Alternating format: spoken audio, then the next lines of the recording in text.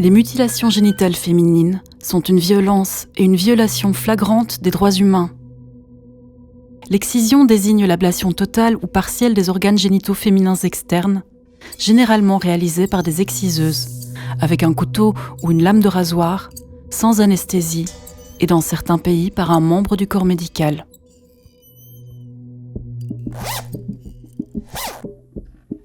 Ces pratiques sont interdites dans la plupart des pays où elles sont pratiquées, mais les législations sont souvent peu appliquées. D'après l'OMS, on estime que plus de 200 millions de jeunes filles et de femmes toujours en vie ont été victimes de mutilations génitales féminines pratiquées dans le monde entier, principalement en Afrique, au Moyen-Orient, en Asie et en Amérique du Sud. En Europe, plus de 600 000 femmes et fillettes sont concernées par cette pratique. Les mutilations génitales féminines se classent en 4 catégories. Type 1. Clitoridectomie. Ablation partielle ou totale du clitoris externe et ou du capuchon du clitoris. Type 2. Excision. Ablation partielle ou totale du clitoris externe et des petites lèvres avec ou sans ablation des grandes lèvres. Type 3. Infibulation ou excision pharaonique. Rétrécissement de l'orifice vaginal avec recouvrement par l'ablation et l'accollement des petites lèvres et ou des grandes lèvres avec ou sans excision du clitoris. Type 4. Toutes les autres interventions nocives pratiquées sur les organes génitaux féminins à des fins non thérapeutiques, telles que la ponction, le percement, l'incision, la scarification et la cautérisation.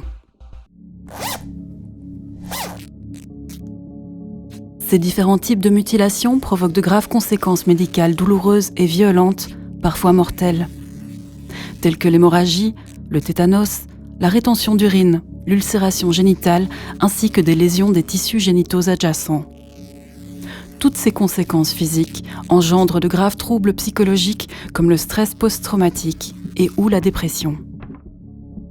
La majeure partie des pays concernés par les mutilations génitales féminines a adopté une loi l'interdisant. Le 20 décembre 2012, l'Assemblée générale des Nations unies a adopté à l'unanimité la résolution qui établit que les mutilations génitales féminines violent les droits humains et doivent donc être interdites dans le monde entier. Malgré ces résolutions et conventions, beaucoup de filles sont encore victimes d'excisions, notamment lorsqu'elles sont mariées très jeunes. Aujourd'hui, dans le monde, vivent environ 650 millions de filles et de femmes qui ont été mariées avant l'âge de 18 ans. Combattre les mariages d'enfants, c'est permettre aux filles de bien grandir et surtout d'avoir l'opportunité d'une bonne éducation et un meilleur futur.